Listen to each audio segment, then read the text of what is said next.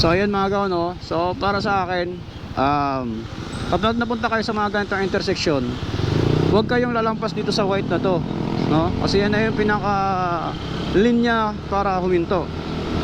Kapag merong yellow at lumampas ka dyan, ano na yan eh, kumbaga yan na yung sakop ng turning ng kabilang side.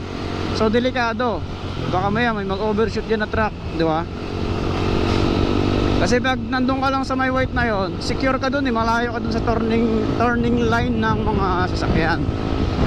Much better na doon ka na lang umistop sa may white lane, no? Huwag ka na sumubra dun sa dilaw kasi delikado na yon doon. Pero depende naman sa depende sa kalsada. Kapag yung sobrang traffic naman na talaga, eh much better na kino-consume talaga yung mga ganong space, no? Pero para sa akin delikado siya. Yan lang.